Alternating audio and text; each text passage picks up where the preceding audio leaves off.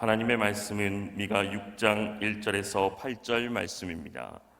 미가 6장 1절에서 8절 말씀입니다. 구약성경 1294면입니다. 오늘 말씀은 미가 6장 1절에서 8절 말씀입니다. 너희는 여호와의 말씀을 들을지어다. 너는 일어나서 산을 향하여 변론하여 작은 산들이 내 목소리를 듣게 하라 하셨나니 너희 산들과 땅의 견고한 지대들아, 너희는 여호와의 변론을 들으라. 여호와께서 자기 백성과 변론하시며 이스라엘과 변론하실 것이라. 이르시기를 내 백성아, 내가 무엇을 내게 행하였으므로 무슨 일로 너를 괴롭게 하였느냐. 너는 내게 증언하라. 내가 너를 애굽 땅에서 인도해 내어 종노릇하는 집에서 속량하였고 모세와 아론과 미리암을 내 앞에 보냈느니라. 내 백성아, 너는 모압 왕 발락이 꾀한 것과 부올의 아들 발람이 그에게 대답한 것을 기억하며 시딤에서부터 길갈까지의 일을 기억하라. 그리하면 나 여호와가 공의롭게 행한 일을 알리라 하실 것이니라. 내가 무엇을 가지고 여호와 앞에 나아가며 높으신 하나님께 경배할까? 내가 번제물로 일련된 송아지를 가지고 그 앞에 나아갈까? 여호와께서 천천의 순양이나 만만의 강물과 같은 기름을 기뻐하실까? 내 허물을 위하여 내 맏아들을 내 영혼의 죄로 말미암아 내 몸의 열매를 드릴까? 사람아, 주께서 선한 것이 무엇임을 내게 보이셨나니 여호와께서 내게 구하시는 것은 오직 정의를 행하며 인자를 사랑하며 겸손하게 내 하나님과 함께 행하는 것이 아니냐. 아멘. 하나님께서 기뻐하시는 일을 통하여 하나님께 영광을 돌리는 사람들이 되어지기를 주님의 이름으로 축복합니다. 한 어머니가 세 아들을 사회적으로 훌륭하게 잘 키워냈습니다. 그리고 이제 어느덧 세월이 흘러 어머니는 눈이 잘 보이지 않을 정도로 늙었습니다. 어머니의 헌신적인 사랑으로 성장한 세 아들은 누가 가장 효자인지 증명해보자고 마음을 모았습니다. 그들은 좋은 뜻에서 사랑하는 어머니에게 최고의 선물을 드리자고 뜻을 모았지요. 큰 아들은 방이 15개나 되는 큰 집을 어머님께 사드렸습니다. 둘째 아들은 최고급 승용차를 선물로 드리면서 운전기사까지 딸려 보냈습니다. 셋째는 15년 동안이나 훈련하여 성경책을 모두 외우는 신기한 앵무새를 어머님께 선물로 드렸습니다. 세 아들은 각각의 선물을 어머님께 보내드리고 누구의 선물을 어머님이 가장 좋아하시는지 물어보려고 오래간만에 모였습니다. 어머니가 큰아들에게 말합니다. 큰아들아, 내 선물은 고맙다마는 내 선물을 받을 수가 없구나. 이 늙은이에게 그 큰 집이 무슨 소용이 있겠냐. 나는 그저 방 한 칸이면 족하다. 큰아들의 선물을 거절했습니다. 이어서 둘째 아들에게도 말합니다. 둘째야, 나는 내 선물도 받아들일 수가 없구나. 눈이 어두워서 앞도 잘 안 보이는데 그 차를 타고 어디를 다닐 수 있겠냐. 둘째 아들의 선물도 거절했습니다. 그리고 셋째 아들에게 말합니다. 막내야, 나는 내 선물이 제일 좋았단다. 셋째 아들을 가장 큰 효자로 인정한 겁니까? 늙은 어머니는 이렇게 말을 덧붙입니다. 내가 보내준 닭 이웃집 할머니랑 잡아먹었는데 참 맛있더라. 어머니는 15년이나 훈련하여 성경책을 모두 외우는 신기한 앵무새를 달고로 알고 이웃집 할머니랑 잡아 드셨습니다. 어머니가 원하는 것은 집도 아니고 차도 아니고 성경을 줄줄 외우는 앵무새도 아니고 누군가가 그 옆에 있어주는 것이었습니다. 무엇인가를 드리려고 하는 것 참 귀합니다. 그러나 그것이 효의 전부는 아닙니다. 어머님의 입장을 생각하지 않고 자신들의 입장만 생각했습니다. 우리가 혹시 하나님을 섬긴다면서도 이렇게 하고 있는 것은 아닐까요? 오늘 말씀에서 선지자 미가는 하나님의 마음을 무엇이라고 표현하고 있습니까? 1절 말씀입니다. 너희는 여호와의 말씀을 들을지어다. 너는 일어나서 산을 향하여 변론하여 작은 산들이 내 목소리를 듣게 하라 하셨나니. 선지자 미가와 선지자 이사야는 같은 시대를 살았습니다. 북이스라엘이 아수르에게 멸망하고 남유다도 위협을 받고 있을 때였습니다. 미가도 이사야도 하나님께 돌아오라고 그 백성들에게 선포합니다. 예루살렘 왕실과 가까웠던 선지자 이사야는 좀 세련되게 표현했다면 시골 모레셋 사람인 미가는 좀 거칠게 표현하였습니다. 일어나서 산을 향하여 변론하고 작은 산들이 내 목소리를 듣게 하라는 말이 무엇입니까? 네가 아무리 외쳐봐야 들을 수 없다는 말입니다. 변명할 여지 없이 그들이 죄를 지었다는 것을 거칠게 표현하고 있습니다. 하나님께서 사람들을 감동하여 그 말씀을 기록하게 하셨습니다. 말씀을 받은 사람은 그 말씀을 충실하게 기록하면서 자신이 보고 듣고 느낀 대로 표현했습니다. 예수님이 하신 같은 말씀을 마태가 기록한 것과 누가가 기록한 것이 다르게 느껴지는 이유가 여기에 있습니다. 우리는 하나님께서 그 말씀을 기록하게 하신 사람들의 그 표현을 통하여 오히려 생생한 주님의 음성을 들을 수 있습니다. 선지자 미가가 그 백성에게 산이나 작은 산을 향하여 변론하거나 목소리를 듣게 하라고 하는 이유가 무엇입니까? 2절 말씀입니다. 너희 산들과 땅의 견고한 지대들아, 너희는 여호와의 변론을 들으라. 여호와께서 자기 백성과 변론하시며 이스라엘과 변론하실 것이라. 하나님께서 그들과 변론하시겠다는 것입니다. 즉 하나님께서 그들에게 말씀하시기 전에 너 먼저 네 얘기 한번 해봐라 라고 하셨던 것입니다. 하고 싶은 말 다 해보라.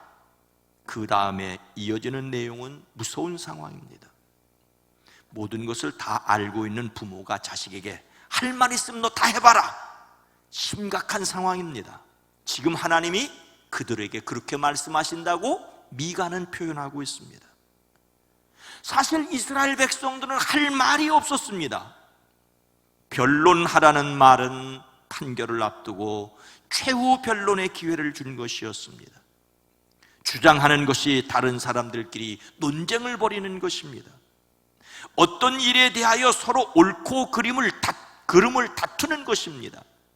변론하고 난 다음에는 잘못한 사람의 죄를 정하고 책임을 묻습니다. 그런데 하나님은 모든 것을 다 아십니다. 더욱이 모든 것을 아실 뿐만 아니라 그 죄에 대하여 심판할 권세를 가지셨습니다. 이런 하나님께서 변론하자고 하면 벌을 피할 수 없는 상황입니다. 하지만 아직 기회가 있습니다. 곧바로 벌하지 않으시고 말할 기회를 주셨기 때문입니다. 그러나 그 기회가 얼마 남지 않았습니다. 하나님께서 그 백성에게 변론하자고 하십니다. 오래전에 라디오에서 몇 대 몇 하는 말을 들었습니다. 교통사고 전문 변호사가 나와서 사고 났을 때 각각 잘못한 책임이 몇 %씩인지를 유쾌하게 풀어주는 내용이었습니다. 대부분의 사고가 피차 잘못하여 생기기 때문에 과실 비율을 계산하는 것이 필요합니다.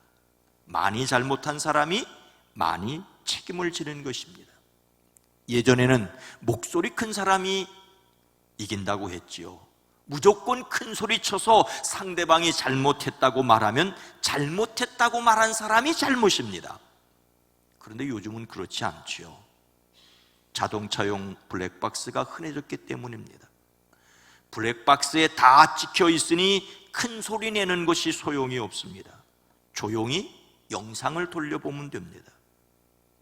얼마 전에 그 몇 대 몇 하시는 분이 텔레비전에서 설명하는 것을 보았습니다. 전에는 대부분 사고가 몇 대 몇이었는데 요즘은 그렇지 않다는 것입니다. 뒷차가 앞차를 받았는데도 받친 앞차의 과실이 100, 뒤에서 받은 차의 과실은 0이라는 판결이 법원에서 나왔다는 이야기를 합니다. 받친 차가 무리하게 끼어들기를 하다 받쳤더라면 받쳤어도 100% 과실이랍니다. 전에는 블랙박스 같은 영상이 없었기 때문에 억울한 사람도 몇 대 몇 해서 흔히 하는 말로 뭘 밟았다 하는 식으로 자기 과실로 받아들였습니다. 이젠 그럴 필요가 없다는 말입니다. 그것을 보면서 목사의 생각이 작동했습니다. 이제 하나님께 변명할 여지가 없겠구나. 하나님 책임은 0, 사람의 책임은 100, 100대 빵이겠다. 예수님께서 말씀하십니다. 모든 민족을 그 앞에 모으고 각각 구분하기를 목자가 양과 염소를 구분한 것 같이 하여 양은 그 오른편에 염소는 왼편에 두리라. 사람의 눈에는 양 같기도 하고 염소 같기도 하고 70%는 양이고 30%는 염소 같기도 한데 하나님께서는 양은 양, 염소는 염소입니다. 하나님께서 변론하자고 하시는 것을 기억하십시오. 하나님께서 무엇이라고 변론하십니까? 3절 말씀입니다. 이르시기를 내 백성아 내가 무엇을 내게 행하였으며 무슨 일로 너를 괴롭게 하였느냐? 너는 내게 증언하라. 하나님께서 사람들처럼 따지실 리 없겠지만 선지자는 따지는 듯한 말투로 하나님의 마음을 표현합니다. 내가 너희에게 어떻게 하였느냐? 내가 너희에게 짐이라도 되었단 말이냐? 어디 한번 말해봐라. 이 말씀을 뒤집어 말하면 사람이 하나님을 짐스러워했다는 말입니다. 하나님이 그들을 괴롭게 하였다라고 말하고 다녔는데 진짜냐? 말해봐라. 하나님께서 사람에게 할 말이 있으면 해보라고, 입이 있으면 말해보라고 할 때 사실 사람은 아무런 할 말이 없습니다. 변론하시는 하나님 앞에서 입을 다물 수밖에 없습니다. 그런데 사람들의 얼굴은 불평불만으로 가득 차 있었습니다. 입으로는 할 말이 없으면서 얼굴에는 아니 왜 우리를 이렇게 괴롭게 하십니까? 라고 하는 짜증이 배어 있습니다. 하나님께서 내가 무슨 일로 너희를 괴롭게 하였는지 말해보라고 하십니다. 하나님께서 모세를 통하여 그들을 애굽에서 끌어내어 주셨건만 그들은 기회가 있을 때마다 불평하였습니다. 모세를 향하여 당신이 어찌하여 우리를 애굽에서 인도하여 내어 우리와 우리의 자녀와 우리의 가축이 목말라 죽게 하느냐? 하나님께서 그들의 몸값을 치르고 종살이하던 땅에서 데리고 나오셨습니다. 모세와 아론과 미리암을 보내서 그들을 그리로 데리고 나오신 분은 하나님이셨습니다. 하나님께서 그들에게 은혜를 베푸셨습니다. 애굽의 절대 권력자 바로 앞에서 이사와 기적과 능력과 위엄을 베푸시고 그들에게 해방을 선물로 주셨습니다. 출애굽할 때만이 아니었습니다. 5절 말씀입니다. 내 백성아 너는 모압 왕 발락이 꾀한 것과 부올의 아들 발람이 그에게 대답한 것을 기억하며 시딤에서부터 길갈까지의 일을 기억하라. 그리하면 나 여호와가 공의롭게 행한 일을 알리라 하실 것이니라.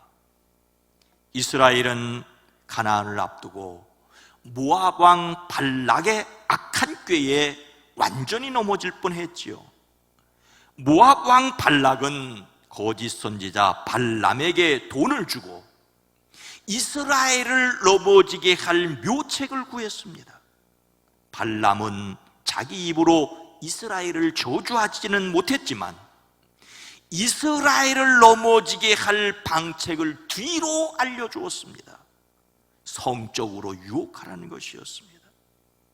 이스라엘이 시딤에 머물러 있을 때 이스라엘이 모압 여자들과 음행을 하였습니다. 모압의 축제 때 초대를 받아 갔던 이스라엘의 남자들이 모압 여인들의 유혹에 넘어갔습니다. 그래서 전염병이 일어나 2만 4천 명이나 죽었습니다. 모압이 그들을 고통스럽게 했습니다. 그런데 사람들은 하나님께서 그들을 고통스럽게 했다고 불평했습니다. 하나님께서 그들에게 말씀하십니다. 생각해보라고 하십니다. 하나님께서 그들을 괴롭히려고 하신 것이 아니라 다만 하나님께서 공의롭게 행하셨다는 것을 생각해보면 알 것이라고 하십니다. 공의란 올바르고 공정하게 행한다는 말이죠. 하나님은 곧게 행하셨는데 사람들은 하나님이 굽었다고 말했습니다. 하나님께서 이스라엘에게 할 말이 있으면 해보라고 말씀하셨었지요. 그리고 그들에게 하나님께서 출애굽 때 시딤에서 어떻게 은혜를 베푸셨는지 말씀을 하셨습니다. 하나님께서 그들을 괴롭게 하려고 그렇게 하신 것이 아니라 공의로움을 알려주려고 하셨다고 말씀하십니다. 하나님은 약속하신 것을 그대로 이루시는 분이십니다. 괴롭힘이 아니라 공의롭게 행하셨음을 알라십니다. 자기 마음대로 살고 싶어 하는 아이에게 부모가 그렇게 하지 말라고 말리면 아이는 부모가 자기의 자유를 억압했다고 생각합니다. 공부하기 싫은 아이에게 공부하라고 하면 왜 그렇게 나를 괴롭게 하느냐라고 합니다. 그런데 어른이 되고 나서는 엄마가 나를 때려서라도 그렇게 못하게 말려야 했지 않느냐고 대드는 사람도 있다고 합니다. 사람이 하는 일로 하나님이 하시는 일을 결코 충분하게 설명할 수 없습니다. 그래도 이렇게 표현하고 저렇게 표현하려는 노력을 성경에서 볼 수 있습니다. 사람들은 자신이 보고 듣고 경험한 한계 안에서만 이해할 수 있기 때문입니다. 그래서 우리는 성령의 도우심으로 하나님의 말씀 그 이상을 들어야 합니다. 하나님의 공의는 단지 죄를 벌하기만 하시는 것이 아닙니다. 약속하신 것을 이루어 주시기 위하여 버리지 않고 끝까지 붙들어 주시는 것이 하나님의 공의입니다. 자식들은 왜 괴롭게 하느냐고 부모에게 대어드는데 부모에게는 그것이 자식 사랑이었습니다.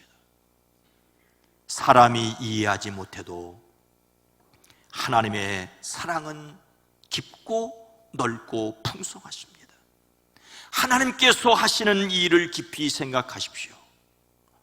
괴롭게 여겨지는 그 일들 속에서 하나님의 올곧은 사랑을 깨달아 하는 저와 여러분이 되어지기를 주의 이름으로 축복합니다. 하나님께서 우리에게 원하시는 것은 무엇입니까? 6절 말씀입니다. 내가 무엇을 가지고 여호와 앞에 나아가며 높으신 하나님께 경배할까? 내가 번제물로 1년 된 송아지를 가지고 그 앞에 나아갈까? 하나님께서 그 백성에게 변론하자고 말씀하십니다. 하나님께서 행하신 일을 생각해보고 그것이 괴롭히려는 것이 아니라 올바르게 하시려는 것이라는 것을 알라고 하십니다. 그러자 사람들의 대꾸는 얼마입니까? 얼마면 되겠습니까? 이게 도대체 무슨 말입니까? 내가 주님 앞에 나갈 때 무엇을 가지고 나가면 됩니까? 1년 된 송아지입니까? 라고 말하고 있기 때문입니다. 이것이 하나님께서 자신을 괴롭게 하신다고 생각하는 사람들이 보이는 종교적 태도입니다. 하나님과 적당한 거리를 유지하기 위해 타협하려고 합니다. 내가 하나님께 어느 정도 제물을 드릴 터이니 그 이상 나에게 간섭하지 마십시오라고 사람들은 말합니다. 하나님께서 자신의 삶에 간섭하는 것이 싫으니 어느 정도 거리를 유지하겠다는 계산입니다. 하나님께서는 사람들에게 바른 관계를 원하시는데 사람들은 하나님과 적당한 거리를 원합니다. 하나님과 무엇인가를 주고받을 수 있다고 생각합니다. 이런 마음 자체가 하나님 앞에서 죄라는 것을 모릅니다. 하나님을 사랑하여 최선의 사랑을 드리는 것이 아니라 하나님의 벌이 무서워서 일단 잘하는 척하려는 정도입니다. 이 말씀 위에 이어지는 말씀은 뭡니까? 수천 마리의 양과 수만 강줄기와 같은 기름을 드리면 되겠습니까? 마다들을 드리면 되겠습니까? 내 몸의 자식을 하나님께 번제로 드리면 되겠습니까? 무엇 받으시겠습니까? 흥정을 해도 이런 흥정을 합니다. 하나님께 드리겠다면 좋을 것 같은데 다는 아닙니다. 하나님의 마음을 전혀 알지 못하는 사람의 생각일 뿐입니다. 하나님께 아무리 많은 제물을 드린다고 할지라도, 혹은 아무리 귀한 제물을 바친다고 할지라도 그 제물이 하나님을 기쁘시게 하지 못할 수도 있다는 사실을 알아야 합니다. 하나님을 몰라도 너무 몰랐습니다. 하나님을 사랑하는 사람이 하나님께 예물을 드리는 것은 당연합니다. 내 보물이 있는 그곳에 내 마음도 있다고 예수님이 말씀하십니다. 하지만 예수님은 예물을 드리면서 마음은 드리지 않는 사람들을 꾸짖지 않으셨던가요? 입술로는 하나님을 공경한다고 하면서 마음은 멀리 있다고 그들을 향하여 질책하셨습니다. 그러면 하나님이 진짜로 원하시는 것은 무엇입니까? 8절 말씀입니다. 사람아, 주께서 선한 것이 무엇임을 내게 보이셨나니 여호와께서 내게 구하시는 것은 오직 정의를 행하며 인자를 사랑하며 겸손하게 내 하나님과 함께 행하는 것이 아니냐. 선지자 미가는 직설적으로 표현합니다. 여기서 보이다는 말이 눈에 잘 보이도록 정면에 걸어두었다는 말입니다. 눈에 잘 띄게 한쪽에 놓아두었다는 말입니다. 내 눈앞에 분명히 보여주지 않았느냐라고 책망하고 있습니다. 눈이 있으면 봐라, 이런 뜻입니다. 무엇이 착한 일인지 하나님이 이미 말씀하셨다는 것입니다. 하나님이 너에게 요구하는 것이 무엇인지 이미 말씀하셨다는 것입니다. 오직 공의를 실천하며 인자를 사랑하며 겸손히 내 하나님과 함께 행하는 것이 아니냐라고 말하지 않았느냐라고 말씀하고 있습니다. 그것은 정의와 사랑 그리고 겸손한 동행입니다. 하나님께서 자기를 괴롭게 만드신다고 생각하는 사람들에게, 그래서 단지 그 괴로움을 피하려고 하나님과 적당한 거리를 두려고 하는 그 사람들에게 하나님께 뇌물을 바치듯이 수천 마리의 양과 수만의 강줄기 같은 기름이라도 드리겠다고 하는 사람들에게 하나님이 원하시는 것은 그것이 아니라고 말씀하십니다. 하나님이 원하시는 착한 일은 정의를 사랑하는 것입니다. 여기에서 정의는 재판관이 바른 판단을 내리고 바르게 집행하는 것입니다. 힘없는 사람이라고 업신여기지 않는 것입니다. 힘이 있다고 다른 사람에게 돌아가야 할 몫을 자신이 차지하는 것이 아닙니다. 하나님은 자신과 바른 관계를 원하실 뿐만 아니라 사람들이 다른 사람과 바른 관계를 갖기를 원하십니다. 하나님이 원하시는 착한 일은 인자를 사랑하는 것입니다. 여기에서 인자는 사람의 아들이 아닙니다. 사랑이라는 뜻입니다. 인자하다는 뜻입니다. 사랑하기를 사랑하라는 말입니다. 사랑 그 자체를 좋아해야 된다고 말씀하고 있습니다. 잘해주든지 못해주든지 사랑하는 것 그 자체, 부모이기에 공경하는 것 그 자체를 원한다고 말씀하고 있습니다. 하나님이 원하시는 착한 일은 겸손히 동행하는 것입니다. 예수님을 임마누엘의 하나님이라고 말할 때 임마누엘에서 임은 함께라는 뜻이고 엘은 하나님이란 말이죠. 하나님이 우리와 함께 계심을 믿는 사람들은 그 하나님과 동행하기 위해서 겸손한 삶을 살아간다는 말입니다. 겸손은 굴복한다는 것이고 낮아진다는 것입니다. 하나님이 원하시는 것을 해드려야 하나님을 기쁘시게 할 수 있습니다. 사랑하는 성도 여러분, 운전기사 딸린 최고급 승용차와 방이 15개나 되는 큰 집, 그리고 성경책을 모두 외우는 앵무새 중에 여러분은 무엇을 갖고 싶으십니까? 다 가지고 싶으시다면 아직 힘이 있으시기 때문입니다. 그러나 제일 좋은 것은 사랑하는 가족과 함께 있는 것입니다. 하나님께서 원하시는 것은 정의와 사랑과 겸손으로 하나님과 함께 살아가는 것입니다. 우리가 잘 아는 존 F. 케네디의 유명한 말이 있죠. 여러분의 나라가 여러분을 위해 무엇을 해줄 수 있는지 묻지 말고 여러분이 나라를 위해 할 수 있는 일이 무엇인지를 물어보십시오. 이 말을 오늘 말씀에 빗대어 말한다면 이렇게 말할 수 있겠습니다. 그리스도인은 하나님께 무엇을 해드리려고 하기 전에 하나님이 무엇을 원하시는지를 물어야 합니다. 우리의 삶은 하나님께서 원하시는 것에서 다시 시작해야 합니다.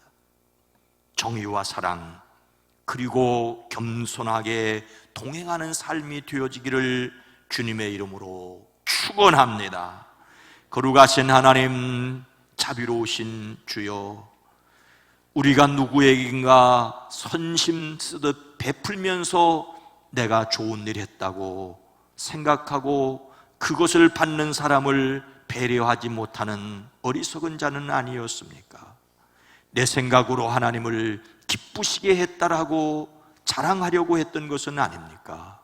하나님이 진정 원하시고 기뻐하시는 일이 무엇인지를 생각하고 그래서 하나님께 더욱 가까이 나아가고 세상을 향하여 바른 관계를 유지할 수 있게 하옵소서.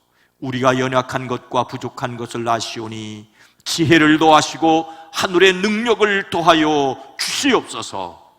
예수님의 이름으로 간절히 기도드리옵나이다. 아멘.